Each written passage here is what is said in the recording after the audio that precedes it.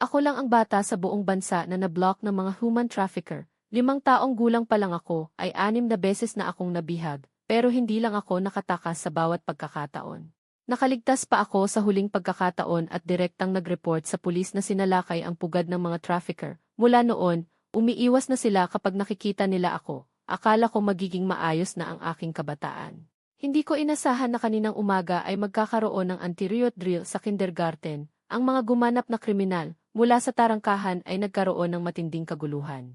2 security guard at maraming guro ang napabagsak. Isang hakbang na lang para mabuksan ang aming silid-aralan at ang drill ay idedeklarang bigo.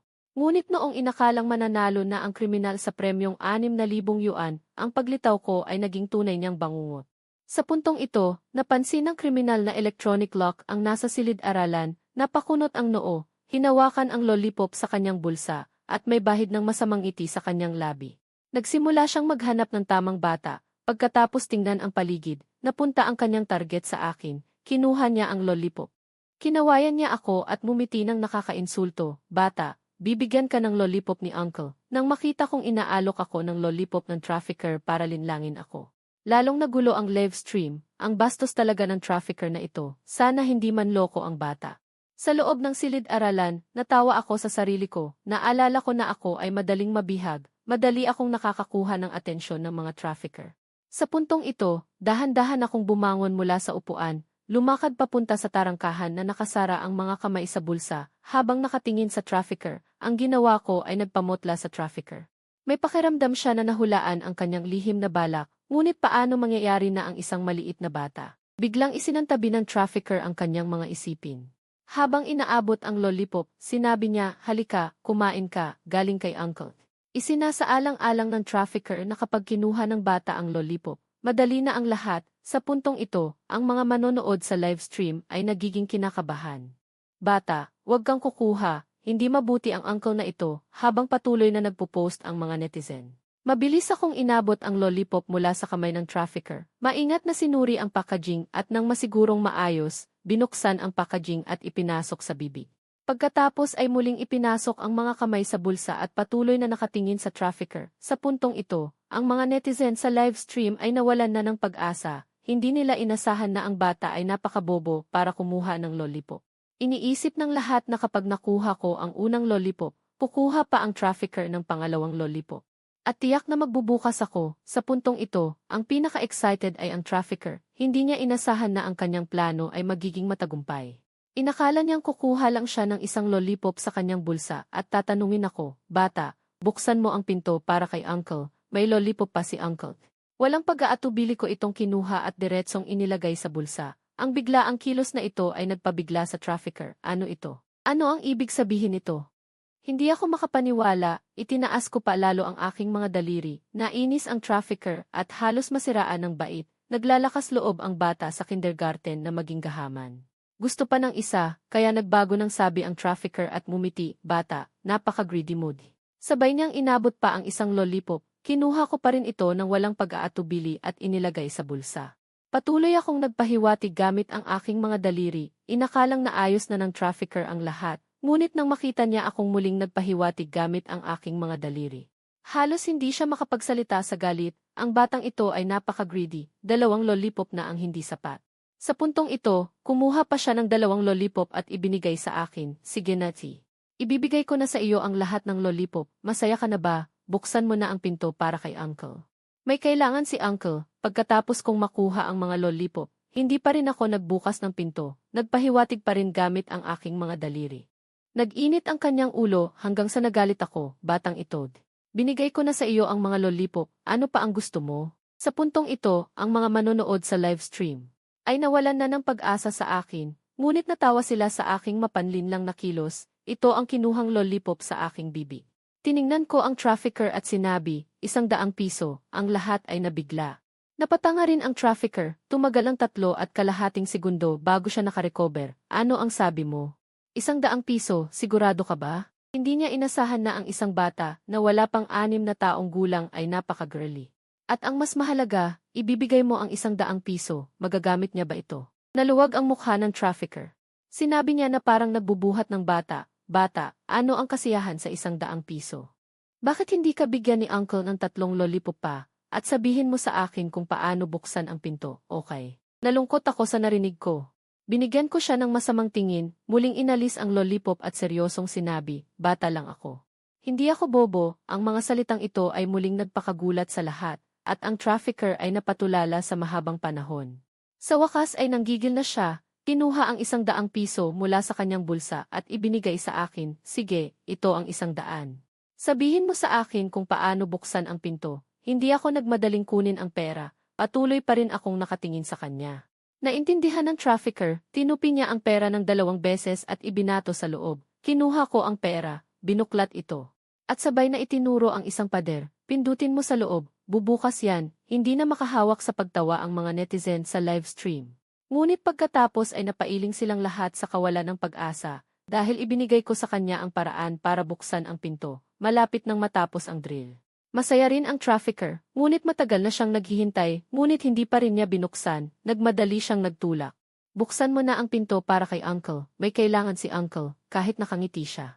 Ngunit ang kanyang mga mata ay lalong lumalamig, sa pag-aabang ng trafficker, kinuha ko ang pera. Hindi ko binuksan ang pinto, at nagpahiwatig pa rin gamit ang aking mga daliri, unti-unting nagbago ang ekspresyon ng trafficker. Halos malaglag ang kanyang mga mata, hindi ba binigay ko sa iyo ang 100 piso kanina? Bakit kailangan mo pa? Hindi ako bumagal sa pagsagot, 100 piso para sa isang tanong lang. Dagdag bayad para mabuksan ang pinto. Napasimangot si Fox brother at nagliliyab ang tingin niya sa akin. Gusto niyang magalit pero hindi na siya pwedeng magtagal. Baka mahuli siya ng pulis, kaya nagsumpa siya sa sarili na pagkapasok niya, talagang papaluin niya ako. Sa puntong ito, naggitngit siya at kinuha ang 100 piso mula sa bulsa niya at ibinato sa akin. Narito ang pera mo. Buksan mo na ang pinto, pinulot ko ang pera at tiningnan kung totoo o peke, pero kaya mo namang hawakan para malaman. Kailangan mong tumayo sa dulo ng mga daliri mo at halughugin. Nang marinig ito, nagliwanag ang mga mata ni Fox brother, at naisip niyang sigurado na ito. Sa sobrang pananabik, inabot niya ang kanyang kamay, tumayo sa dulo ng mga daliri niya, at sinimulang hanapin ang switch sa dingding sa loob ng pinto. Di nagtagal, nararamdaman ng dulo ng kanyang mga daliri ang isang kahon na kasing laki ng palad, makinis at patag ang ibabaw. Natuwa siya sa kanyang sarili, naisip niyang nahanap niya ang switch, at agad niya itong pinindot ng ilang beses. Pero hindi bumukas ang pinto, tanging ang tunog na drip-drip-drip lang ang narinig. Parang tinamaan ng kidlat si Fox brother nang marinig niya ang tunog. Nawala ang lahat ng pananabik sa kanyang mukha, lumalaki ang kanyang mga mata, at sa kanya napagtanto na ito ay password lock. Sa sobrang galit, sumigaw siya, hindi ba sinabi mong pag pinindot lang, bubukas na? Niloloko mo ako. Nang marinig ko ito, nagkibit balikat ako, at nagsalita na walang kaalam-alam, hindi naman kita niloloko ah. Kailangan pa rin itong pindutin ng password lock. Hindi talaga inasahan ni Fox brother na gagawa ako ng wordplay sa kanya. Nalugi na ang lollipop at pera, at pagkatapos ng mahabang panahon, nalaman niyang password lock pala ang pinto. Habang mas iniisip niya, lalo siyang nagagalit, tumugtog ang ugat sa kanyang mukha, matagal na akong nagtitimpi sa iyo. Hintayin mo akong mahuli ka at papatayin kita. Sabi niya, at itinaas ang kanyang paa para sipain ang pinto. Tiningnan ko siya at sinabi, teka muna, bakit hindi mo tinanong kung ano ang password? Nanlaki ang mga mata ni Fox brother sa narinig, bigla niyang naalala ang tungkol sa password, pero ilang beses na siyang naloko ng kausap niya. Hindi na siya makapaniwala, nagtanong siya ng nag-aalinlangan, alam mo ang password. Hindi ako sumagot, nag-angat lang ako ng isang daliri. Pamilyar na pamilyar kay Fox brother ang kilos na ito. Ganito siya naloko ng 200 piso kanina, at ngayon gusto pa ulit siyang linlangin. Umalis ka. Nagsalita siya ng masama, gusto mo pa ng 100 piso, di ba? Pag nakapasok ako, gagawin kitang 100 piso. Sabi niya, pinagsama-sama niya ang kanyang lakas, at malakas na sinipa ang pinto. May narinig na malakas na tunog. Tulad ng hinala ko, hindi matibay ang pintong ito. Nang sipain niya, lumuwag ang door frame. Nagpatuloy pa ang pagbagsak ng alikabok, hindi tumigil si Fox brother, at muli niyang sinipa ng malakas. Habang papalakas ng papalakas ang pagyanig ng mga pinto, dahil sa malakas na kalabog sa loob ng live broadcast, nakikita ng mga netizens ang namumulang mata ni Hughie J. Alam nilang natataranta na siya, pakiramdam nila ay maaaring pumatay ang kanyang ekspresyon. Bawat sipa ni Hughie J. Sumasakit ang puso ng mga netizens. Tahimik ang comment section. Sa loob ng istasyon ng pulisya, bilang bahagi ng drill, lahat ng pulis ay nanonood ng live broadcast, palaging nakatutok sa bawat kilos ni Hughie J. Sa kritikal na sandaling ito, alam ng kapitan na mapanganib ang sitwasyon, agad siyang tumayo at malakas na nagutos, may panganib sa mga bata. Lahat ay kumilos ayon sa plano ng mas maaga. Sa narinig, lahat ng miyembro ay tumayo at naghanda. Isa sa mga pulis ang nagpaalala pa. Kapitan, ayon sa patakaran ng drill, kailangan muna nating makatanggap ng tawag mula sa kindergarten bago tayo umaksyon. Ngayon ba ay paglabag sa patakaran ang ating gagawin? Narinig ito ng kapitan at seryosong sinabi, totoo, paglabag sa patakaran ito. Ngunit ang kaligtasan ng mga bata ay nasa panganib, kailangan nating kumilos kaagad. Pagkatapos, lahat ay sumakay sa sasakyan at nagtungo sa Little Son Kindergarten. Kasabay nito, kinuha ng kapitan ang radyo at inutusan ang mga pulis na nagpapatrolya sa malapit na lugar na pigilan kaagad ang kilos ni Huzi J. Sa sandaling ito, lahat na nakatutok sa drill ay kinakabahan. Tanging ako ang hindi kinabahan, nakapamulsa, nakangiti habang nakatingin kay Kuya Huli. Hindi ako natatakot dahil sa lakas na bigay ng sistema.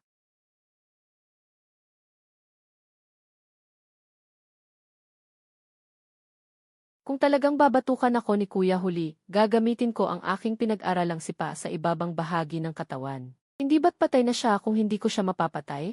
Sa sandaling ito, nakita ni Kuya Huli sa labas na epektibo ang dalawang paa. Muli niyang ginamit ang buong lakas upang sipain ng todo. Ang galit at pagmamadali ay nagpatulin sa kanyang kilos. Hindi niya namalayan, pumalpak ang sipa at tumama sa pagitan ng bakal. Maliit na ang pagitan, kasya lang ang isang braso. Ngayon, ang kanyang bukong-bukong ay naipit. Nang makita ko ito, tuwang-tuwa ako. Bigla akong nagkaroon ng ideya. Hindi na kailangang lumaban. Direktang i-lock ang kanyang bukong-bukong.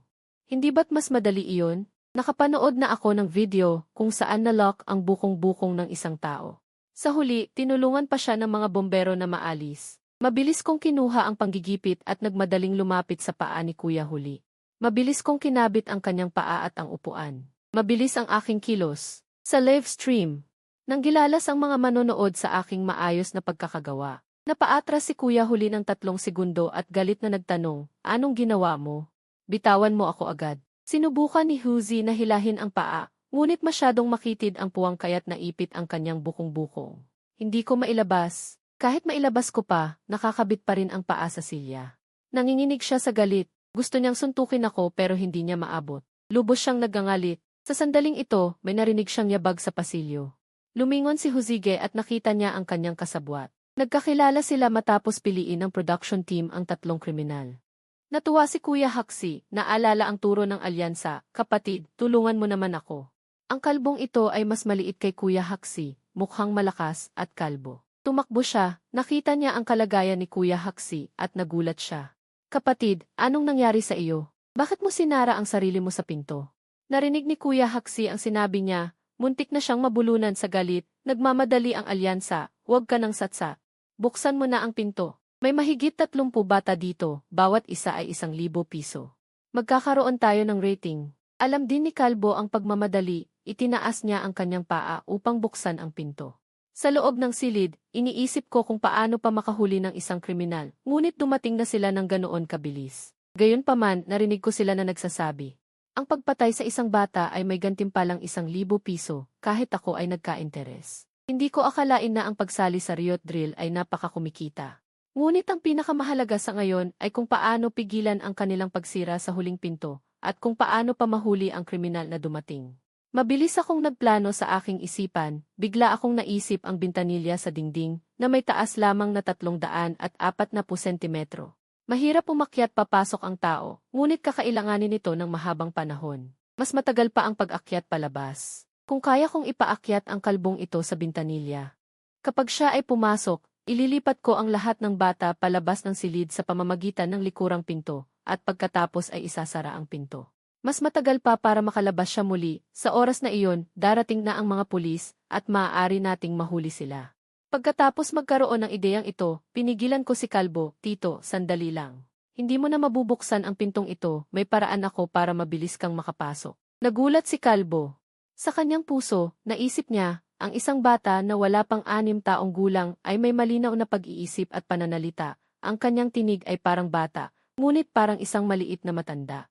Si Kuya Haksi ang unang nakaisip, naalala ni Haksi na paalalahanan si Kalbo, Hoy, huwag kang maniniwala sa batang ito. Gayunpaman, hindi siya pinansin ni Kalbo, umiti siya sa akin. Kung gayon, ano ang iyong sinasabi? Mayroon ka bang magandang paraan? Hindi ako sumagot. Itinaas ko ang 5 daliri, nakatingin sa kanya ng seryoso sa noo. Ang kilos na ito ay nagpapagulat kay Kalbo. Napaiwas siya ng tingin kay Kuya Haksi. Ipinaliwanag ni Kuya Haksi, ang ibig niyang sabihin ay, bibigyan niya tayo ng 500 piso para sabihin. Nagulat si Kalbo sa sagot niya, pagkatapos ay napagtanto niya, at muntik nang maluwa ang kanyang mga mata. Ano? Sobrang mahal. Bakit hindi siya nagnakaw?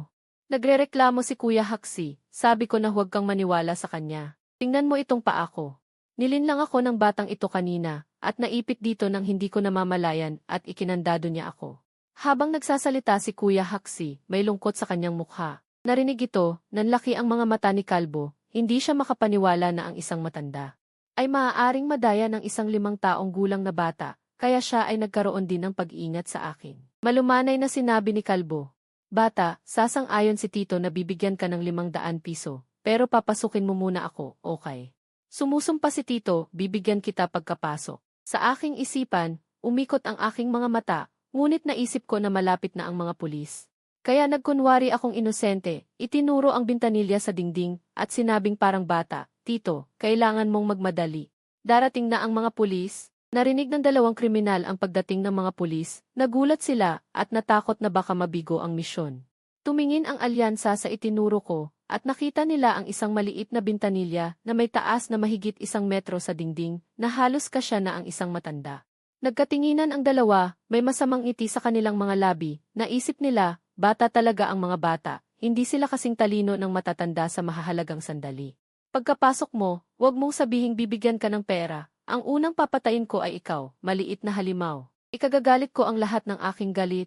Mabilis na pumunta si Kalbo sa ilalim ng bintanilya, tumalon at inilagay ang kanyang mga braso sa gilid ng bintana at nagsimulang umakyat papasok.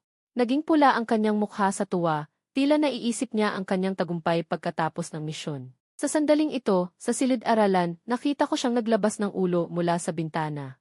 May maliit na ngiti sa kanyang mga labi, nagtanong, "Tito, nakikita mo, hindi kita nilinlang, di ba? Kailan mo ako babayaran?"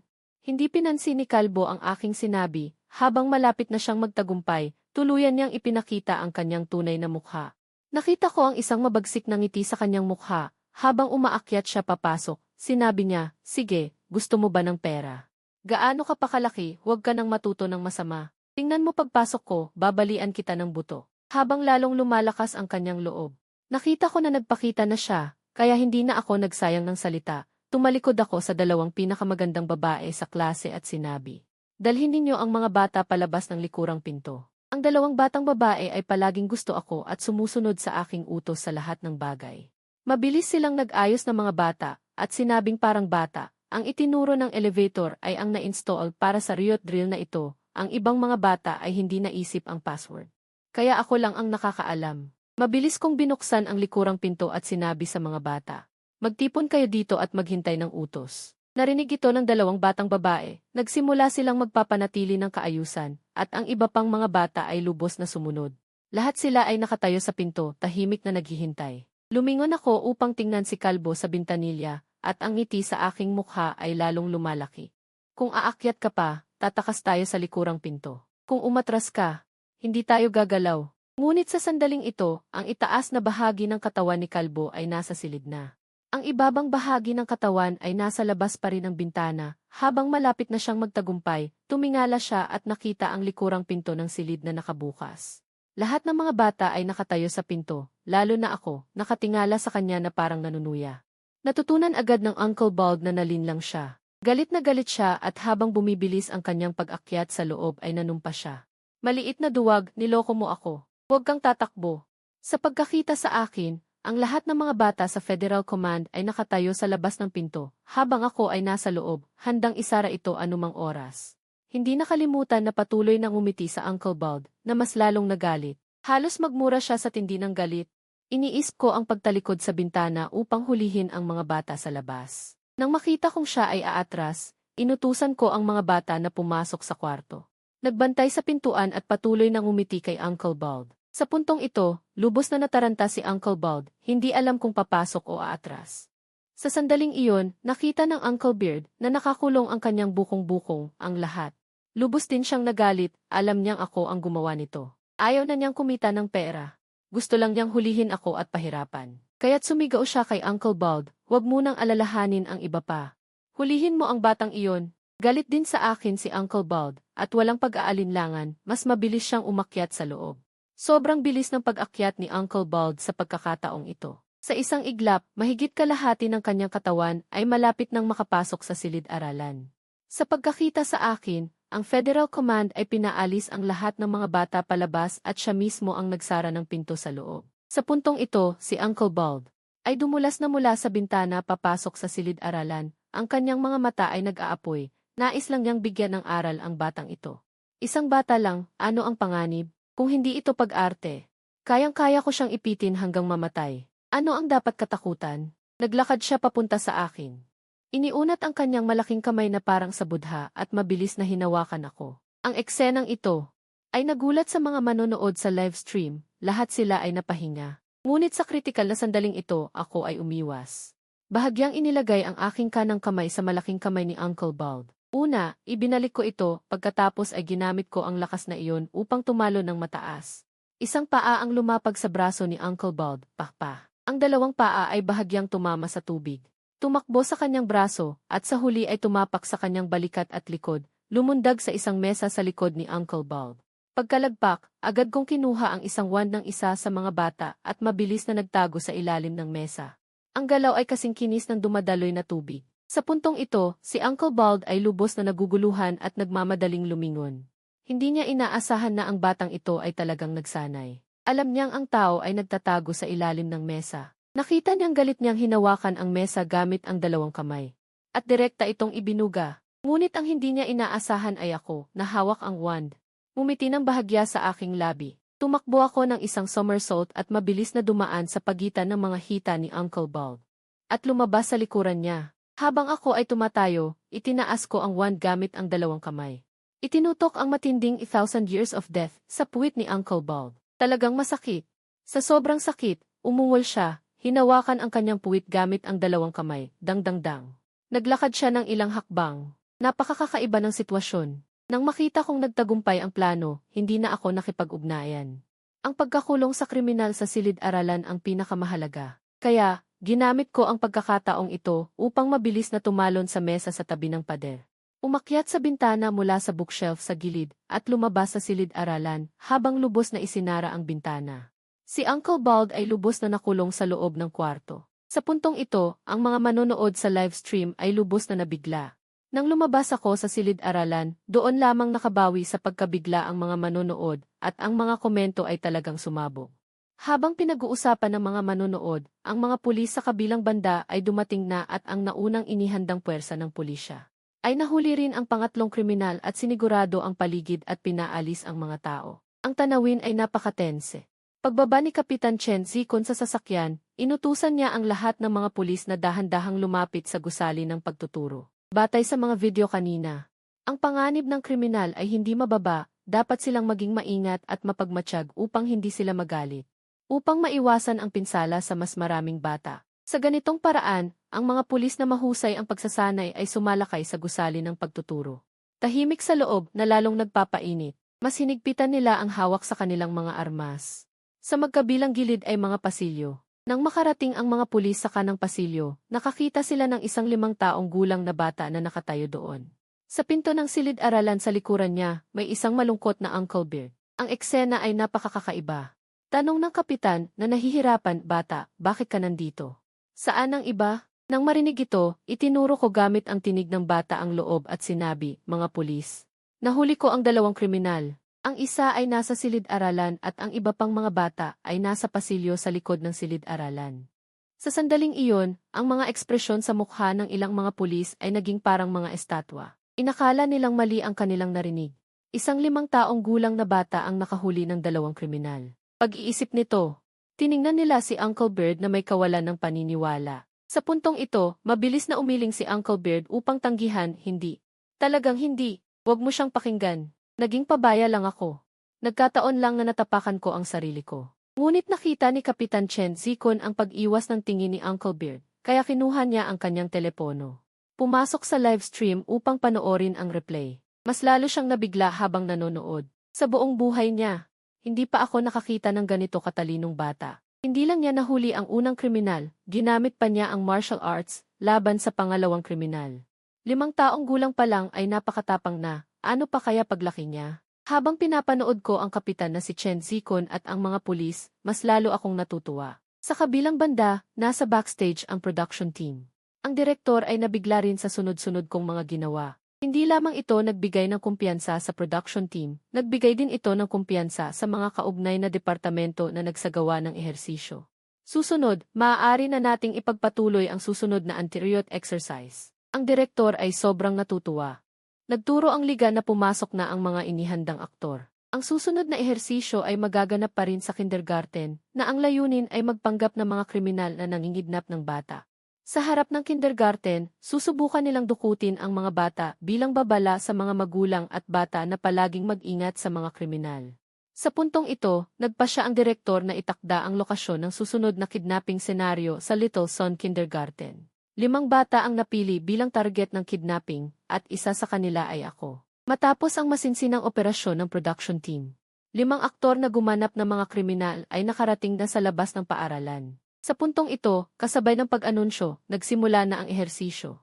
Ang mga kriminal ay handa na at nagsimulang mag-isip ng paraan para makalapit sa target. Bilang resulta, natuklasan nila. Nakakaiba ang dami ng tao sa harap ng kindergarten ngayon na nagpahirap ng malaki sa pagpapatupad ng plano. Hindi sila makahabol sa loob ng kalahating araw. Nagkakagulo na sila. Sa puntong ito, nakita ko ang dumaraming tao, kaya naghanda akong lumayo. Hihintayin kong umuwi mag-isa ang aking tita. Sa pagitan ng mga tao, nakasingit ako at lumabas. Gayunpaman, sa sandaling iyon, kumislap ang aking mga mata at sa susunod na segundo. Nagbago ang eksena. Natagpuan ko ang sarili kong nakaupo sa isang sasakyan at sa harap ko ay isang babae na nasa 30.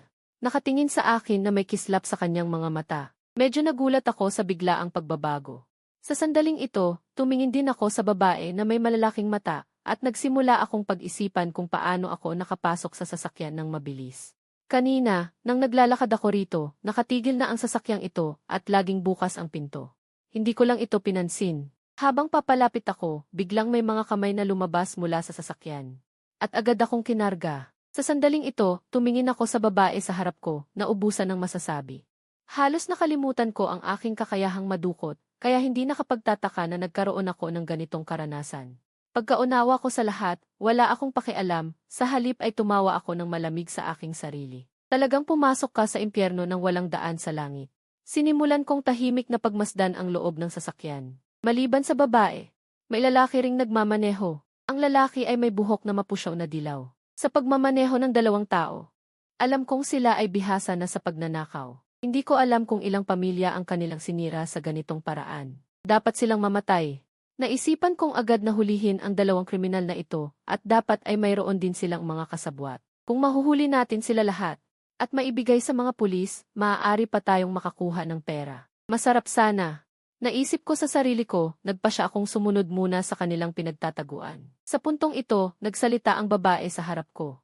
Hindi ko talaga inasahan, mayroon pa palang ganito kagandang bata sa mundo, napakagiliw. Anong pangalan mo, ilang taon ka na? Hindi ako sumagot. Sa halip ay tiningnan ko ang babae na parang tanga. Nang makita ng babae ang aking pagiging tanga, tila naiintindihan niya ang isang bagay. At patuloy siyang umiling. Sumilik siya at sinabi, maganda nga, pero parang hindi matalino. Nakakalungkot, narinig ng lalaking may dilaw na buhok na nagmamaneho ito at kumunot ang noo. Sige na, tingnan mo ulit ng maigi. Ngayon, ang mga kliyente ay gusto ng matatalino. Ang ganitong mga bata na parang tanga ay walang silbi kahit gaano kaganda. Paano kung patayin natin o saktan mamaya? Napakaganda, sigurado akong magugustuhan ito ng mga kriminal. Nang marinig ko ito, nag-alab ang aking galit, hindi dahil sa takot na mapilayan ako, kundi dahil sa kalupitan at kawalan ng pagiging tao ng mga taong ito, at kung gaano karaming bata na ang kanilang napinsala dahil sa kanilang katigasan. Dapat mamatay ang mga taong ito. Ano pa ang hinahanap ng lalaki? Pinuto ni Sister Ping ang sinabi ng lalaki. Iwanan mo na sa akin itong isa. Hindi ko pa nakakita ng ganito kagwapong bata. Gusto kong yakapin siya araw-araw habang natutulog. Tingnan natin kapag sawa ka na. Pagkasabi nito, may naalala siya at sinabi sa lalaki. Una kang bumaba at makipagkita sa kanila. Ito na ang bata sa akin. CJ, tumugon ang lalaki at bumaba. Pumunta si Sister Ping sa driver's seat at unang sinara ang pinto. Pagkatapos ay kumuha siya ng isang bote ng inumin sa tabi at ibinigay sa akin. Bata, napakasarap ng inumin na ito, inumin mo. Dalhin kita sa nanay mo, okay? Sa puntong ito, nakita kong naghiwalay ang dalawang tao. Nakaramdam ako ng pagkadismaya na hindi ko sila mahuhuli lahat. Naalala ko ang sinabi ni Sister Ping kanina na gusto niya akong yakapin habang natutulog. Naramdaman ko ang pagkasuklam at hindi ko na malayang nasabi ko, ang kasuklam-suklam na babae. Tapos ka na, di ba?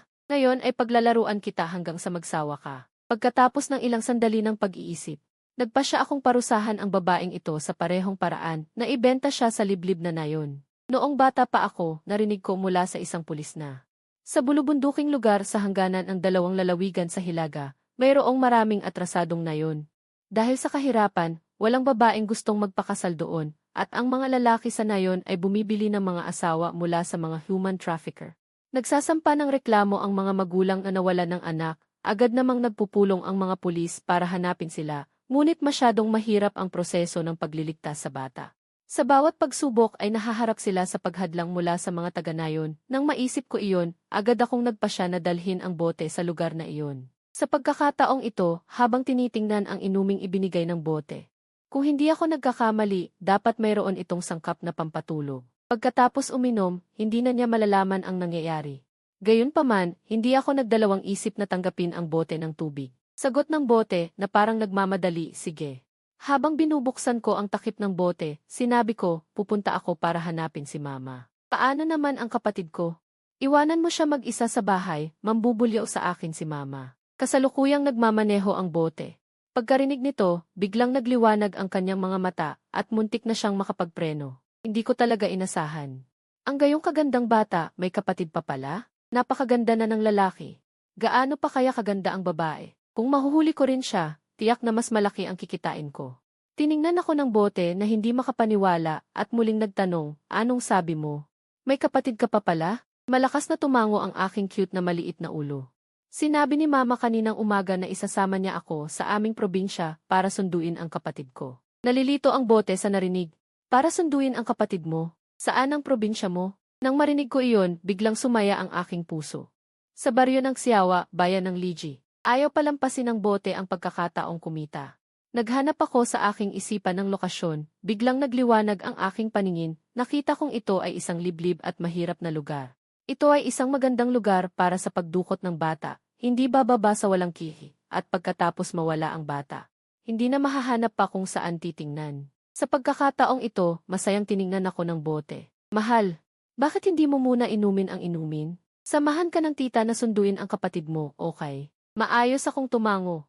Sige po, tita. Bilisan na natin ang pag-alis. Bumungis-ngis ang bote. Pagkaling ng sasakyan, dumiretso ito sa pangunahing kalsada sa Hilaga. Sa kabilang banda, sa live stream. Nakakabagot na lahat, tapos na ang pag-arte ng 4 na kriminal, at ang huling kriminal pa lang ang hindi nakakahanap ng target. Hindi na napigilan ng mga netizens at sunod-sunod na nanawagan sa production team na ibalik ang tao. Nag-aalala na rin ang direktor. Ang problema ay hindi matutuloy ang palabas kung wala ako. Habang iniisip nila kung ano ang nangyayari.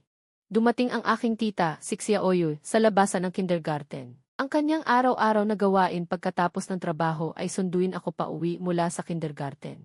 Karaniwan ay nakikita ko siya sa labasan, ngunit ngayon ay matagal na niyang hinahanap ngunit hindi niya makita. Lalo siyang nag-aalala. Alam ng lahat sa bahay na may espesyal na kondisyon ang aking katawan. Mula noong natuto akong maglakad kapag walang kasamang matanda. May lumilitaw na kriminal. Tila naaamoy ng mga kriminal na ito ang pang-amoy. Ilang beses na akong nabihag sa mga nakaraang taon. Sa sandaling ito, nanikip ang dibdib ni Xia Oyu at naramdaman niyang may malaking mangyayari. Hindi na siya nagdalawang isip. Agad niyang tinawagan ang kapitan ng pulisya, si Chen Zikun. Sa pagkakataong ito, sa istasyon ng pulisya, natanggap ni Kapitan Chen Zikun ang tawag. Hindi makapaniwala. Pamilyar na pamilyar siya sa pangalan ni Shen Fan, siya yung kanina. Ang batang si Shen Fan, sa sarili niyang kakayahan, ay nahuli ang dalawang kriminal sa pagganap. Ang tapang na iyon.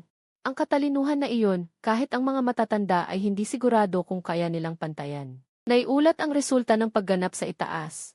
Sinabi pa ng itaas na bibigyan ng bonus ang lahat ng pulis. Nagagalak pa sila at sinabi mong nawala ang bata. Hindi makapaniwala na nagtanong muli si Chen Zikun, Duan Xiaoyu, sigurado ka bang nawala ang bata na si Shen Fan? Talagang sigurado ako. Halos maiyak si Duan Xiaoyu sa pag-aalala at agad niyang inihayag ang lahat ng tungkol sa espesyal na kondisyon ni Shen Fan. Hindi makapaniwala si Kapitan Chen Zikun. Nakakita na ako ng mga nawawalang bata. Hindi pa ako nakakita ng bata na palaging nawawala. Matapos malaman ang lahat, hindi na nag-aksaya ng oras si Chen Zikun. Agad niyang inutusan ang lahat ng miyembro ng koponan na magpunta agad sa pinangyarihan. Kasabay nito, tinawagan niya ang production team. Hinihiling sa direktor na makipagtulungan sa agarang paghahanap kay Shen Fan. Nalilito ang direktor sa narinig. Nawala. Paano nangyari? Nang marinig ito, nataranta ang direktor. Sa huli, galing sa pulisya ang tawag. Imposibleng magkamali. Nag-iere sila ng programa at nawala ng bata. Kung totoo ito, hindi maliit ang problema. Hindi pa rin siya makapaniwala. Agad niyang iniutos sa kanyang assistant na sabihan ang lahat ng tao sa pinangyarihan. Natulungan hanapin si Shen Fan. Makalipas ang 5 minuto, wala pa ring balita sa pinangyarihan. Kasama na ang gumanap bilang kriminal at ang kameraman, pareho nilang sinabi na hindi nila nakita. Sa puntong ito, lubos na nataranta ang direktor. Upang hindi magdulot ng takot sa mga manonood, direktang inutusan ni Kapitan Chen Zikun ang direktor na itigil ang live broadcast ng programa. Kasabay nito, nagpadala ng lahat ng tauhan para imbestigahan ang mga surveillance camera at magtayo ng mga checkpoint sa bawat daan. Ang layunin ay mahanap si Shen Fan sa lalong madaling panahon. Sa isang iglap, bumagsak sa yelo ang atmosfera ng buong pulisya. Gayunpaman, sa sandaling ito, sa kabilang banda, ako. Dinala na ako ng bote sa kabundukan. Pagkatapos dumaan sa kurbadang kalsada sa bundok at ilang mga daanan sa lupa. Sa wakas ay narating namin ang baryo ng Xiawa na nabanggit ko. Dahil napakahirap ng kalsada, naiinis ang bote. Nang makita niya ang baryo, nakahinga siya ng maluwag. Pagpasok ng bote sa baryo, tumingin siya sa paligid na puno ng berdeng mga puno. Dito, bawat bahay ay mabababa at gawa sa putik. Sa kalsada ay puro tae ng baka at tupa. Hindi na kailangang isipin, lahat dito ay mga matatandang dalaga. Sa sandaling ito, maingat ko ring pinagmamasdan ang labas, pagkatapos ay pumili lang ng isang pamilya, at masayang kinindatan si Sister Ping. Tiyo, tingnan mo, iyan ang bahay ng lolo ko. Sumunod si Pingji sa direksyon na itinuro ko, at kami ay dumating sa pintuan. 停下车后，我拎着那瓶饮料，第一时间打开车门跑了出去。为了赶在萍姐前进屋， Mabilis akong pumunta sa pinto ng bahay, saka ko sinipa ang sirang kahoy na pinto. Pagkasipa ko sa pinto, natanawan ko nga na tulad ng inisip ko, walang tao sa loob ng bahay. May isang matandang lalaki na nakaupo sa tabi ng mesa, naninigarilyo. Ang matandang ito ay mukhang malakas at halatang isang taong may determinasyon. Ang mga kriminal na ito ay madalas makipag-ugnayan sa mga tao sa nayon. Si Brother Biao, kilala ng lahat sa baryo. Ang matandang lalaki noon ay nagulat sa aking sipa, tumingala at maingat na tumingin, mukhang isang 5 o 6 na taong gulang na bata. Nang magagalit na sana siya, narinig niya akong tinawag siyang Brother Biao, na nagpatigil sa kanyang mga mata. Alam ng lahat sa baryo, hindi basta-basta si Brother Biao, pero hindi talaga nila inaasahan. Na si Brother Biao pala ang magpapadala ng 5 o 6 na taong gulang na bata para sa transaksyon, napakalayo nito sa katotohanan. Habang natulala ang matandang lalaki, inulit ko ng may pagkabagot, "Uy, ikaw nga ang kinakausap ko. Sino ang nag-order noong nakaraan? Huwag mo akong ipasa sa iba." Sa sinabi ni Wentin, bumalik sa katinuan ang matandang lalaki. Nang marinig niyang may asawa na siya, hindi na siya nagduda. Naging magalang pa ang kanyang pag-ugali. Tumayo siya ng nakangiti at lumapit sa akin. Hindi ko talaga inasahan na ganito kabilis. Nasaan siya? Natawa ang matanda habang iniisip. Nakapag-ipon siya ng pera sa buong buhay niya, at ngayon ay mayroon na siyang asawa. Nakatupi na ang mukha niya dahil sa tuwa. Nang makita kong may pag-asa, dali-dali akong gumawa ng senyas na huwag maingay. Nasa sasakyan ka, mag-ingat ka. Hindi sumusunod ang babaeng ito. Sundin mo ako. Kapag pumasok siya, pigilan mo siya. Kung tumakbo siya, hindi ko na pananagutan. Naintindihan ng matanda. Nakakita na siya ng babaeng hindi sumusunod noon. Ngunit anuman ang mangyari, sinumang napunta sa baryong ito ay hindi makakaalis. Kaya naging seryoso rin siya. Pagkatapos, inabot ko sa kanya ang bote ng inumin at sinabi ko, "Pigilan mo siya mamaya at kapag nainom niya ito, titino siya." Naintindihan ng matanda at kinuha ang bote ng inumin. Agad siyang tumango at sumagot, "Sige, sige, sige, natatandaan ko na." Sa sandaling ito, dumating na si Pingji sa bakuran. Nang makita niya ang sira at malungkot na tanawin sa paligid, lalo siyang nainis. Sige, tawagin mo sa loob ang bata. Nakuha mo na ba kapatid mo? Kailangan na nating umalis. Kailangan nating hintayin ang oras. Lumabas ako ng kusa. Nagsalita siya ng may pagkadismaya. Ayaw sumama sa akin ng kapatid ko. Sabi niya hahanapin niya si nanay. Tita, pasok po muna kayo at uminom ng tubig. Susubukan ko siyang kausapin ng maayos. Habang sinasabi ko iyon, lumabas din ang matandang lalaki na nakangiti at sinabi kay Pinji. Nga, pasok na kayo at uminom ng tubig, mahirap ang biyahe mula sa malayo. Nang makita ni Pinji ang matandang lalaki, agad siyang napasimangot. Ang matandang lalaki ay talagang nakakadiri, marumi ang mga damit. At parang hindi nahugasan ang mukha sa loob ng maraming taon, talagang nakakasuka. Ngunit dahil sa mainit na pagtanggap ng dalawang tao, alam niyang hindi siya makaalis nang hindi muna pumapasok at naghihintay. Kaya naman, walang magawa, nilampasan niya ang matandang lalaki at pumasok sa bahay. Naglakad kami ng matandang lalaki na magkatabi sa likuran ni Pinji, hanggang sa pagpasok sa bahay, nagkatinginan kami ng matandang lalaki.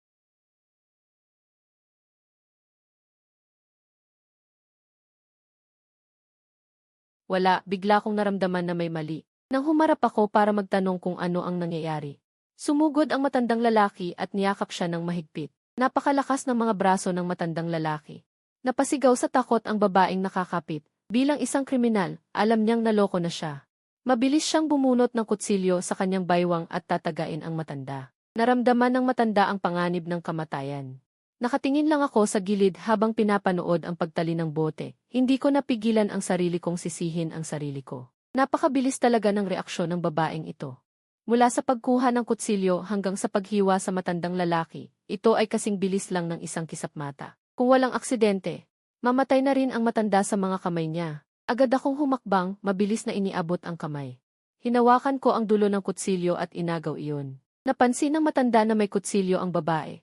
Napasigaw siya sa takot. Gusto niyang tumakbo palayo, ngunit sa susunod na segundo, may nangyaring mas nakagulat pa sa kanya. Isang bata na mga 5 o 6 na taong gulang, kinuha ang kamay ng kalaban. Sinasabi mo bang bata pa rin ito? Ang ibang mga bata, hindi ko na sinasabi na magtanggal ng kutsilyo, kahit hawakan lang ito ay mahirap na para sa kamay. Ang maliit na batang ito sa harapan, tao pa ba ito? Natahimik din ang Pinji sa pagkagulat, habang pinapanood ko ang dalawang mukhang natulala. Alien's voice reminded the old man, "What are you looking at? Hurry up." Sa pagkakagising ng matanda, naalala niya ang inumin sa kanyang kamay at diretsong ibinuhos sa bibig. When Pinji came back to her senses and saw the drinks, everything became clear. It turned out that this was all planned by this brat. She doesn't have a sister at all, and this isn't her grandfather's house. A child of 5 or 6 years old. Ganyan na pala kalalim ang plano niya, bata pa ba siya? Lalo itong kinabahan habang iniisip. May bahid ng takot sa kanyang mga mata. Siya ang pinakamakakakilala kung ano ang nasa loob ng inumin. Si Pinji ay nasa gitna ng galit at takot. Buong bote ng inumin ang ininom ng matanda. Dahan-dahan, tumigil sa pagpupumigla si Pinji at pumikit. Labis ang pasasalamat ng matanda sa akin. Maliit na kapatid, maraming salamat talaga. Kung wala ka kanina, matagal na akong patay na, matandang lalaki. Hindi ko sinagot ang kanyang sinabi, tumingin lang ako sa babae. Naramdaman ko ang malaking kasiyahan sa aking puso. Naisip ko ang ginawa niya kanina habang buhat-buhat ako papunta sa sasakyan. Ganoon na lang kasanay ang kanyang mga kilos. Hindi ko alam kung ilang bata na ang nakuha niya sa ganitong paraan. Hindi ko rin alam kung ilang masayang pamilya ang sinira niya. Higit sa lahat, ang mga batang kanyang ninakaw. Ano na kaya ang mangyayari sa kanila? Sa pag-iisip nito, muling nag-alab ang aking galit. Hayaan mo muna siyang magdusa dito. Kapag dumating na ang mga pulis, siguro ay may anak na siya at ang matandang lalaki. Para alam niya ang hirap ng isang ina. Hindi naman siya makakatakas. Darating din ang mga pulis. Kailangan kong umuwi kaagad. Matagal na akong wala dito. Malamang nag-aalala na siya dahil hindi niya ako mahanap. Nagmadali akong tumalikod at lumabas ng bahay. Habang pasasalamat ang matandang lalaki, inihahatid niya ako palabas. Binuksan ko ang pinto at umupo sa driver's seat. Nalaman kong masyado akong maliit. Umupo sa upuan, hindi ko maabot ang pedal ng gas. Kaya naman, tumayo na lang ako. Nakaliin ang likod ko sa gilid ng upuan. Hindi lang ako makakagapa pa sa preno. Habang bahagyang itinaas ang ulo, nakikita ko ang daan. Agad kong binitawan ang handbrake, inilagay sa gear at inapakan ang gas pedal. Narinig ko lang ang malakas na ugong. Umapoy ang makina ng sasakyan at mabilis itong tumakbo palabas ng baryo. Naiwan lang ang alikabok sa pinagdaanan. Nakatulala sa pagkagulat ang matanda. Isang batang 5 o 6 na taong gulang. Marunong magmaneho at napakabilis pa. Bata pa ba talaga siya? Naku po, nakakakita ba ako ng multo ngayon? Sa mga sandaling ito, nakarating na ako sa pasukan ng baryo. Unang beses kong magmaneho, napakasaya ko. Pabilis ng pabilis ang takbo. Inipitan ko ang ulo ko habang pinapanood ang mga tanawin. Hindi ko mapigilan ang aking mga paa na apakan pa lalo ang gas pedal. Nakita ko ang dalawang traffic enforcer na nag-speed test sa gilid ng kalsada. Sa masayang pakiramdam, nakatayo ako sa loob ng sasakyan, nakadungaw at sumigaw. Hay, at mabilis akong dumaan. Napahinto sa pagkagulat ang mga traffic enforcer. Hindi makapaniwala ang dalawang traffic enforcer sa kanilang nakikita. Isang bata ang nagmamaneho at binabati pa sila. Kasabay nito, patuloy ang malakas na tunog ng radar, 3.5 segundo bago makabawi ang dalawang traffic enforcer, kasabay ng pagpapatakbo ng kanilang sasakyan para habulin ang tao. Habang tumatawag sa headquarters, tumatawag sa headquarters, tumatawag sa headquarters. Sa National Highway ay 138. May 5 o 6 na taong gulang na bata na nagmamaneho ng mabilis, tama iyan. 5 o 6 na taong gulang na bata, napakabilis, hindi makita ang kanyang tail lights. Ulitin ko, hindi makita ang kanyang tail lights. Sa isang iglap, lahat ng traffic enforcer ay kumilos. Diretso sa National Highway 138. Sa kabilang banda, hinahanap din ng mga pulis si Shen Fan. Kahina-hinala, maraming oras ang lumipas. Hindi pa rin nakikita ang tao, si Duan Xiaoyu ay umiiyak sa pag-aalala. Sa ganitong sitwasyon, mas matagal ang oras, mas malaki ang kawalan para kay Shen Fan. Ang kapitan na si Chen Zikun ay patuloy na nagkokomando sa sentro ng lungsod, nagkokomando sa koponan ni Luxiao, at hindi nakalimutang tumawag sa kapitan ng traffic enforcer. Kung may nakita bang kahina-hinalang sasakyan, ngunit hindi niya inasahan na ang kapitan ng traffic enforcer ay abala rin noon. Pagkatanggap ng tawag ni Chen Zikun ay nagreklamo ito, hindi pwede, Old Chen, abala rin kami. Ang batang ito ngayon ay tunay na kahanga-hanga, 5 o 6 na taong gulang na naglakas loob na magmaneho ng sasakyan ng higit sa 200 milya. Narinig ito ni Chen Zikun at agad siyang natigilan sa kinatatayuan, puno ng kawalan ng paniniwala ang kanyang mga mata. Si Shen Fan ay 5 o 6 na taong gulang na bata. Ang batang nagmamaneho ng mabilis ay 5 o 6 na taong gulang din, baka iisa lang sila. Naisip ito ni Chen Zikun, at dali-dali siyang sinabi sa kapitan ng traffic enforcer, sinabi mo ang bata na nagmamaneho ng mabilis. Saan na siya ngayon? Saang direksyon siya patungo? Sa kasalukuyan, ang direksyon ng pagmamaneho niya ay patungo sa lungsod. Lalong lumakas ang kutob ni Chen Zikun, at dali-dali niyang pinagawa ang kapitan ng traffic enforcer. Naipadala ang video ng sasakyan na may kinalaman sa bata. Pagkatapos ng tawag, patuloy na nanalangin si Chen Zikun sa kanyang puso. Nanalangin na iisa lang ang anak na hinahanap nila. Kaya, naghintay ng 5 minuto at sa wakas ay isang pulis ang nagmamadaling dumating na mailarawan. Kapitan, nandito na ang larawan, ito na si Shen Fan, tama. Mabilis na kinuha ni Chen Zikun ang larawan, labis na nagulat sa kanyang puso, talagang tulad ng sinabi ng kapitan ng traffic enforcer.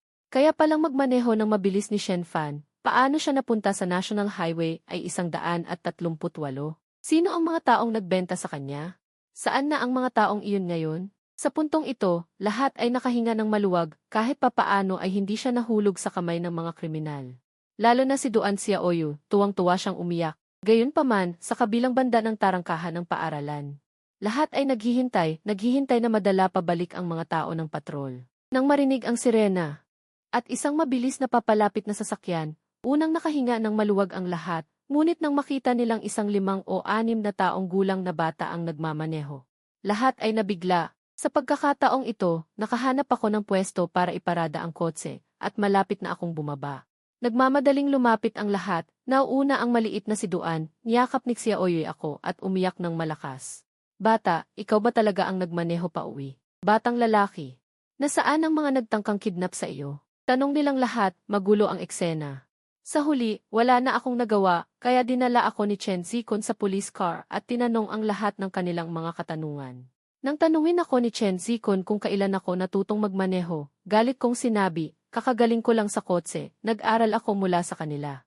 Nakita ni Chen Zikun na lumiwanag ang kanyang mga mata, at mabilis siyang nagpatuloy sa pagtatanong, sino ang pinag-aralan mo? Nasaan sila ngayon? Nagpatuloy ako sa pagpapanggap na hindi ko alam, pinag-isipan ko na.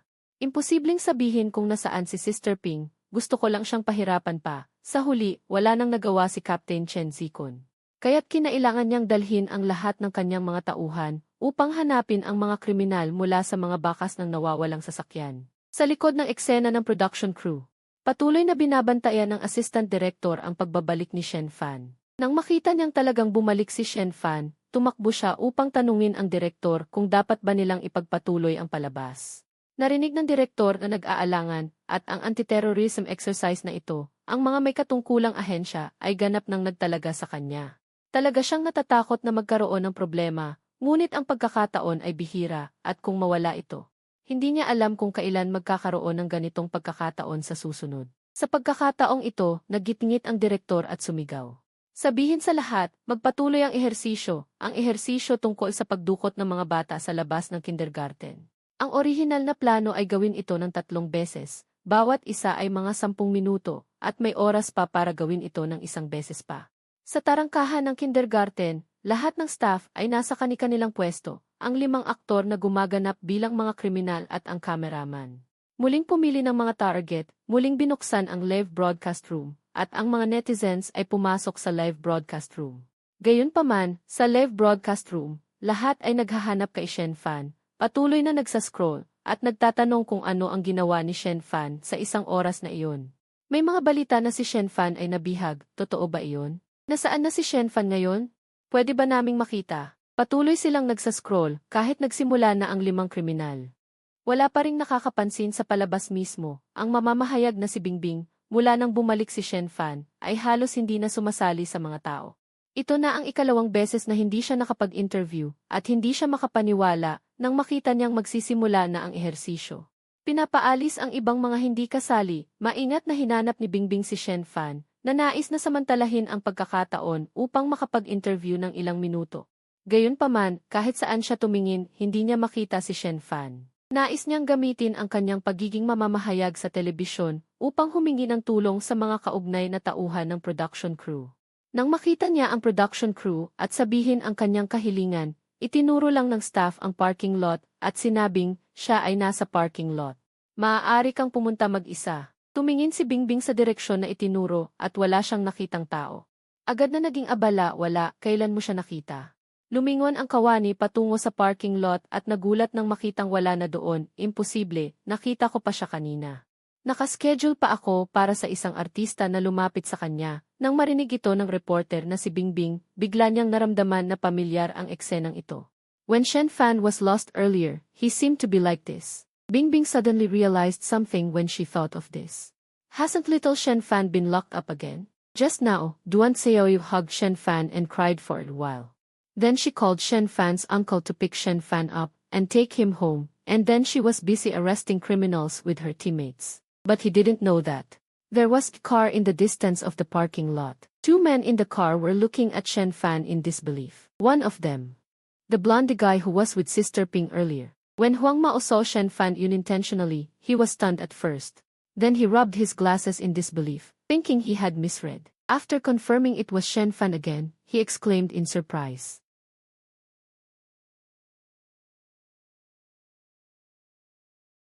What ghosts and ghosts? Huang Mao continued to say in surprise, no.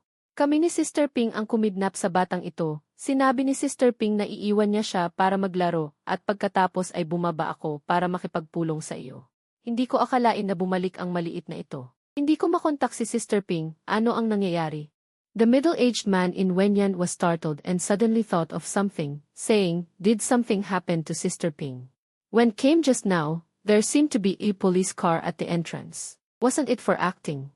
Is it to arrest Sister Ping and you? Huang Mao was so scared that he shrunk his neck after hearing this. He completely realized it now. If Sister Ping is caught, other accomplices will not be able to escape. They originally planned to take advantage of today's acting, to steal 2 children in the chows, but ended up throwing themselves into the net. The 2 looked at each other.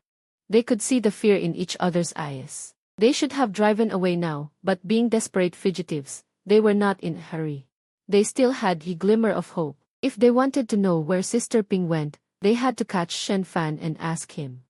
At ang pinakamahalaga, alam ni Huang Mao na si Shen Fan ay napakaganda at kaakit-akit, kaya't kung mahuli siya, maaari siyang ibenta sa magandang presyo. 再跑路也不迟，现在越乱，就对他们越有利。Isinalaysay ng dilaw na buhok ang kanyang ideya. Nagkasundo ang lalaking nasa katanghaliang gulang at siya, pagkatapos ay nagmaneho ang dalawa ng sasakyan. Dahan-dahang lumapit ako kay Shen Fan. Sa sandaling ito, bigla akong may nakitang sasakyan. Dahan-dahang papalapit dito. Nang masilid, napagtanto ko ito at agad akong lumingon. Ganito na lang magpanggap na tanga at hintayin silang hulihin ako. Talaga nga, pagdating ng sasakyan. Biglang bumukas ang pinto ng sasakyan, kasunod ang pagpasok ng isang malaking kamay na humawak sa kwelyo ng damit ko sa likod at basta na lang akong isinakay sa sasakyan. Pagpasok sa kotse, tiningnan ko sila gamit ang aking malalaki at inosenteng mga mata. Tinitigan din nila ako. Sa huli, ang lalaking may dilaw na buhok ay hindi napigilan at nagsalita ng malamig na saan si Pingjay. Saan ka nagpunta? Kung hindi mo sabihin, papatayin kita. Nagkunwari pa siyang itataas ang kamay. Habang naghahanda na siyang manuntok, hindi ako natinag at patuloy ko lang silang pinagmasdan. Nagtitigan lang sila sa sasakyan. Makalipas ang 3 segundo, bumuntong hininga si Dilaw at ang lalaking nasa edad. Imposibleng makakuha ng impormasyon mula sa isang 5 taong gulang na bata. Kaya't nagmaneho sila papuntang West City. Tiningnan ko ang ruta ng pagmamaneho at nagplanong isapuso ito. Ngunit ang hindi ko inaasahan ay pumasok ang dalawa sa isang underground parking lot, nagpalit ng sasakyan, at nagpatuloy na umiikot sa paligid ng lungsod ng ilang beses. Hanggang sa pagkatapos magpalit muli ng sasakyan, dumating sila sa Penghu District sa labas ng North City Outer Ring Area bago sila huminto. Kailangang aminin na napakatalino ng mga human trafficker na ito. Sinasabi na ang pinakamapanganib na lugar ang pinakaligtas. Ito siguro ang iniisip ng mga human trafficker. Ordinaryo lang ito at walang maniniwala na may kuta ng human trafficker dito. Sa puntong ito, lalo akong naging mausisa kung ano ang hitsura ng compound na ito at kung ano ang ginagawa ng mga batang kanilang binibihag. Habang iniisip ko iyon, bumaba na si Dilaw sa sasakyan. Binuksan niya ang gate ng bakuran. Matapos ipasok ng lalaking nasa edad ang sasakyan sa bakuran, tiningnan niya ang paligid at walang taong nakita. Mabilis akong hinila pababa at mabilis na pumasok sa isang bahay. Ginamit ko ang pagkakataong ito. Tiningnan ko ang paligid ng bakuran. Nakita kong napapaligiran ang bakuran ng mga bahay. Walang pinagkaiba sa ordinaryong bahay. Sa sandaling iyon, lumabas ang isang lalaki at isang babae mula sa pangunahing bahay. Ang lalaki ay nakasuot ng sombrero. Nang makita ng lalaking may dilaw na buhok ang lalaki, malakas na sabi ng alyansa, "Kapatid, maaaring nabuking na tayo." Hindi ko matawagan si Pingjay. Hindi ko alam kung nasaan siya. Siguradong mapanganib. Hinahanap ng mga pulis si Pingjay. Agad na magiging alerto ang lahat. Ano ang gagawin natin ngayon? Nagulat ang lalaking nakasuot ng sombrero nang marinig ito. Pagkatapos ay kumunot ang noo niya at nag-isip. Sinabi niya sa dalawa, dalhin agad ang lahat ng bata. Dalhin ang mga gamit. Umalis na tayo ngayon. Nang makuha ang utos, nagsimulang kumilos ang dalawa. Buhat ng lalaking nasa edad ako, binuksan niya ang pinto ng bahay at nagpatuloy sa pagpasok sa silid. Sa puntong ito, nasiguro ko na. Ang grupo nila, kasama si Pingji, ay 5 tao lahat. 3 lalaki at 2 babae. Si Pingji ay naayos ko na. Ngayon ay natitira na lang dito ang 3 lalaki at 1 babae. Habang iniisip ko iyon, dinala na ako ng lalaking nasa katanghali ang gulang sa isang silong sa loob ng bahay. Pagbukas ng ilaw, bumungad ang mabaho at mamasa-masang amoy. Kasabay nito, mayroon ding iyak ng sanggol. Napaungol ako, paano ninyo ikukulong ang sanggol sa ganitong lugar? Hindi ko alam kung gaano nakatagal nakakulong.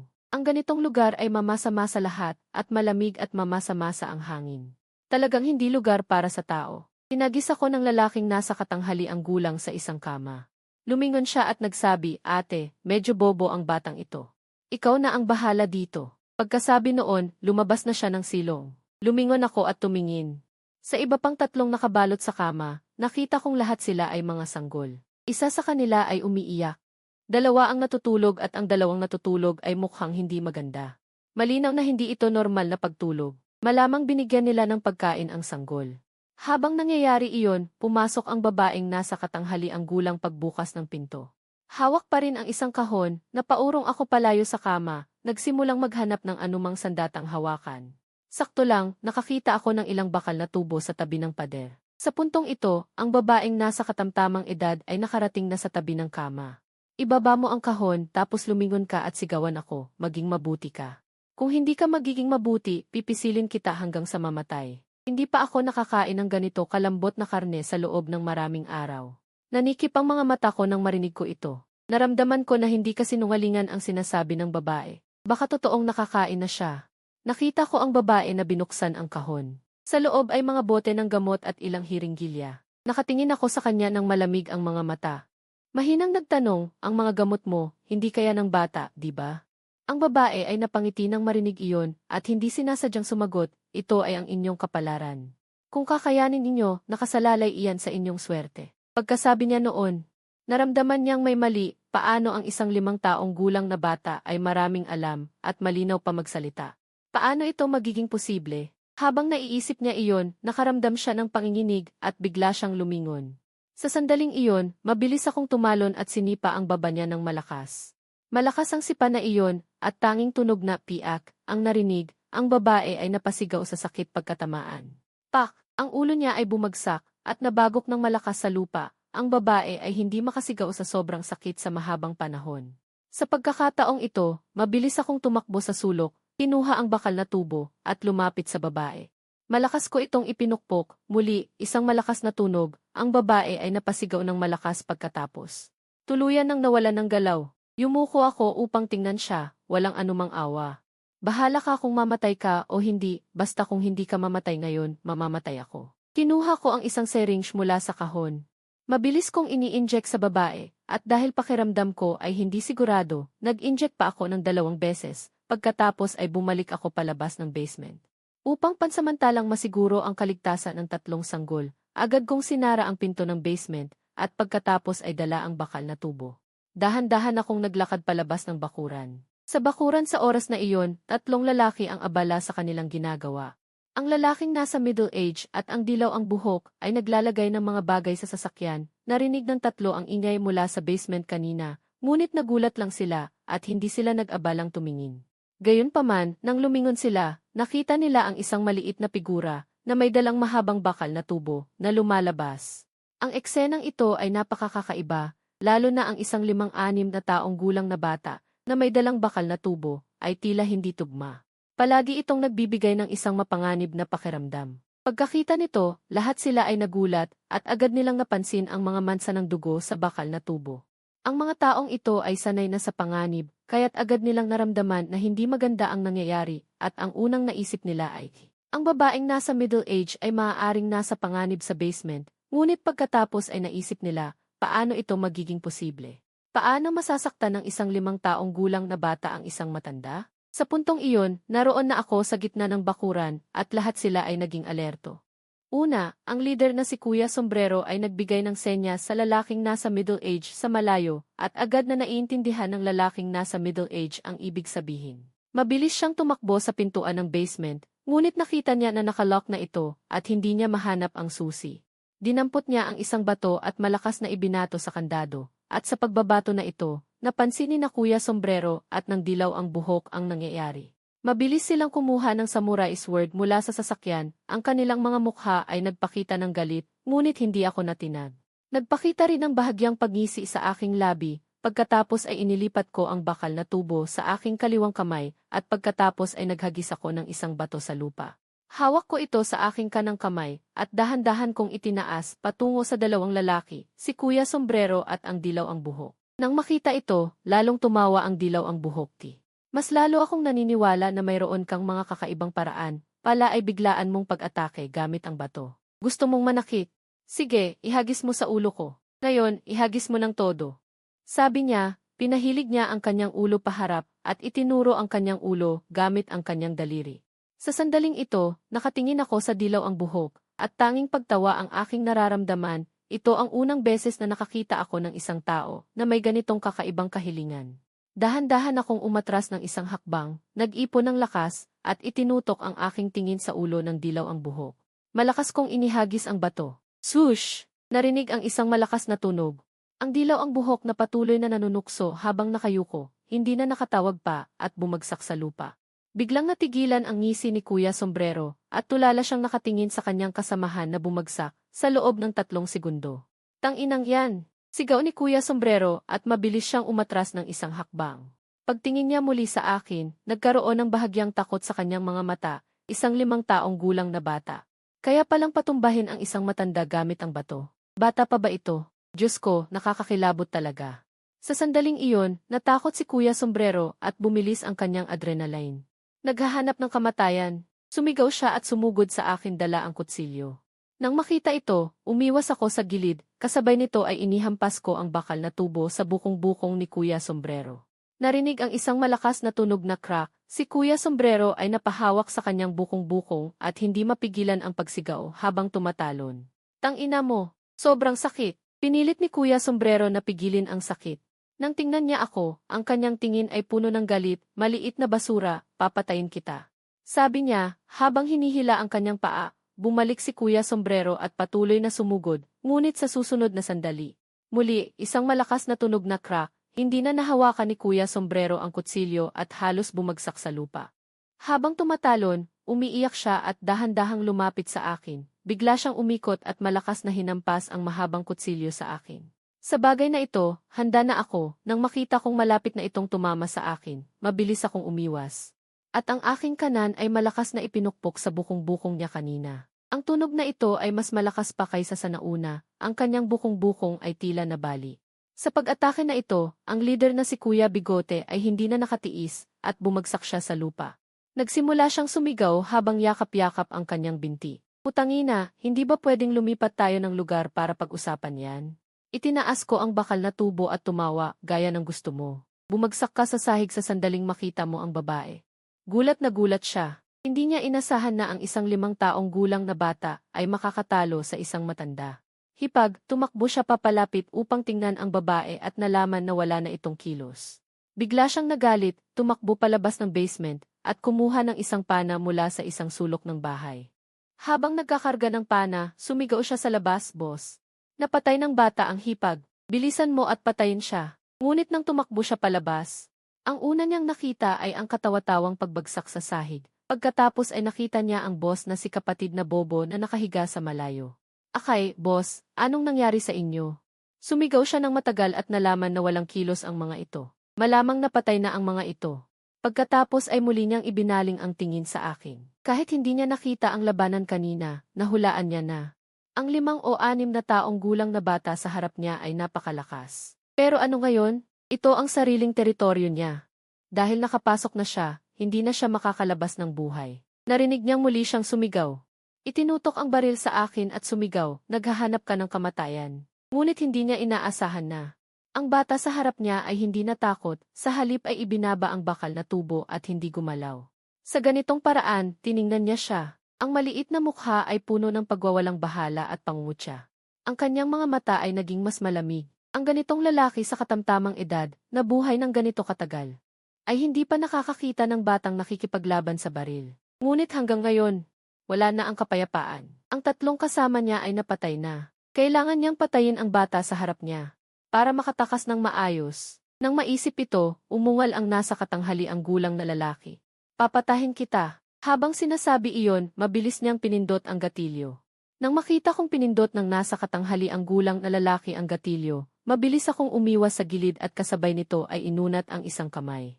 Narinig ko lamang ang isang malakas na kalabog. Ang puluhan ng espada ay parang kinapit ng bakal na sipit, na matalim na pumasok sa aking palad. Ang eksenang ito kung saan hinawakan ang puluhan ng espada ay ikinabigla ng nasa katanghali ang gulang na lalaki. Isang bata ang nakahawak ng puluhan ng espada gamit ang kamay. Bata pa ba ito?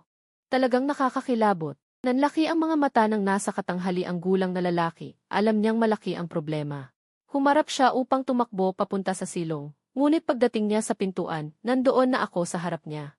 Hawak ang puluhan ng espada sa kanang kamay, hindi nag-atubiling ibinaba ito sa kanyang puwitan. Sa susunod na segundo, nadama lamang ng nasa katanghali ang gulang na lalaki ang nakakakilabot na sakit sa kanyang puwitan. Hindi siya nakatayo ng matatag at bumagsak na may malakas na tunog.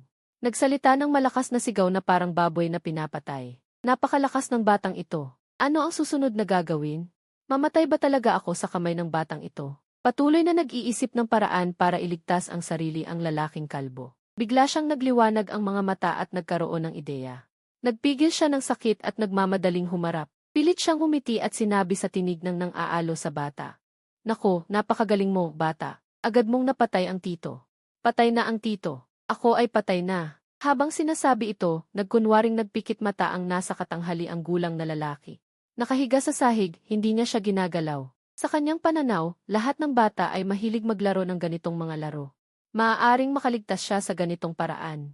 Sa sandaling ito, hawak ko ang tubo, walang imik na nagpikit mata. Lumapit ako sa kanya at itinaas ang tubo, at isa-isang sinabi, bata lang ako. Hindi ako hangal. Pagkasabi nito, malakas kong ibinagsak ang tubo sa ulo ng lalaking kalbo. May malakas na tunog, hindi pa nakakasagot ang lalaki at tuluyan na siyang nawala. Nang makita ito, mabilis akong tumakbo papasok sa silong, inilabas ang 3 sanggol at inilagay sa sahig. Pagkatapos, kumuha ako ng cellphone mula sa aking bulsa. Tumawag para humingi ng tulong. Samantala, sa kabilang panig ng police station, nakaupo si Chen Zikon sa gitna ng control room, malalim ang iniisip. Biglang may isang pulis na nagmamadaling tumakbo at sumigaw, Kapitan. Tumawag ang direktor ng Riot Drill at sinabing nawala na naman ang bata na si Shen Fan. Tinanong si Kapitan Chen Zikon na malalim ang iniisip. Una, sumagot siya ng nakasanayan. Pagkatapos ay napagtanto niya, mabilis siyang tumayo at tumingin sa tauhan nang hindi makapaniwala at nagtanong. Anong sinabi mo? Ulitin mo. Nagulat ang tauhan. Kapitan, tama po. Sabi ng direktor na wala na naman si Shen Fan. Ano ang gagawin? Huminga ng malalim si Chen Zikon, nalilito ang kanyang ulo. Parang wala siyang nagawang kahit 1 minuto mula nang makita niya ang bata ni Shen Fan. Tama ba ang sinabi ng kanyang tita? Ang batang ito ba ay likas na nagdudulot ng kaguluhan? Kung gayon, ano ang gagawin? Pinilit ni Chen Zikon na kumalma at nagsimulang mag-isip ng mga susunod na hakbang. Makalipas ang ilang sandali, nagbigay siya ng mga gawain sa lahat. Una, ipinag-utos niya sa mga tauhan na tawagan muli ang hepe ng traffic police at sabihin sa kanya na nawawala ang aking nawawalang anak. I-lock agad ang lahat ng kanto ng lungsod pati na ang mga highway para hindi makatakas ang mga human trafficker. Pagkatapos, makipag-ugnayan sa lahat ng police station sa lungsod para makipagtulungan sa paghahanap kay Shen Fan sa bawat lugar. Kasabay nito, magpadala ng mga tao sa kindergarten para kumuha ng key footage at hanapin ang lahat ng kahina-hinalang sasakyan para isa-isang siya sa atin. Sa isang iglap, muling naging tensyonado ang buong lungsod. Pati ang mga taong dumadaan ay naramdaman ang kakaiba. Tinitingnan ni Reporter Bingbing ang sunod-sunod na police car na muling dumating sa kindergarten. Medyo naantig ang kanyang damdamin. Hindi niya inasahan na ang trabahong ayaw gawin ng iba ay magiging ganito kalaking balita. Siguradong makukuha niya ang headline na ito para sa bata na si Shen Fan. Sa pag-iisip nito, nagsimula siyang mag-isip ng mga pamagat para sa kanyang report. Hindi lang iyon, ang mga netizen sa live stream ay nagkakalat na ng balita bago pa man nila isara ang kanilang mga account. At lalo pa itong lumalala, pati na ang usapan na nabenta na ang bato ni Shen Fan ng mga human trafficker. Pati ang mga manonood sa lugar ay nanatili sa labas ng kindergarten, nag-aalangan umalis. Mabilis na lumipas ang oras hanggang sa gabi. Nang magtagpo ang Kapitan Chen Zikon at ang kapitan ng traffic police. Pareho silang walang alam na gagawin. Bukod sa pag-aalala na baka nabihag si Shen Fan, nag-aalala rin ang kapitan ng traffic police na baka siya ay nagmamaneho ng mabilis. Matapos iulat ni Kapitan Chen Zikon ang bagay na ito, kailangan niyang magbigay ng pahayag sa publiko. Narinig ito ni Chen Zikon at halos maiyak siya sa paghati. Bago dumating si Shen Fan, tahimik ang lahat. Walang mga human trafficker at walang nawawalang bata. Bakit pagdating ni Shen Fan? Naglitawan ang mga human trafficker. Sa sandaling iyon, isang tauhan ang nagmamadaling tumakbo. Nagpapakita ng bahid ng kagalakan sa kanyang mukha. Nagulat siya, Kapitan, may magandang balita. Nakatanggap kami ng tawag mula sa dispatch kanina. Sabi niya na ang tumawag ay si Shen Fan. Sabi nito na huli na niya ang lahat ng human trafficker at nailigtas ang 3 sanggol. Nalaman na namin ang eksaktong lokasyon. Pupunta na ba tayo ngayon? Nagulat muna sina Kapitan Chen Zikon at Kapitan ng Traffic Police.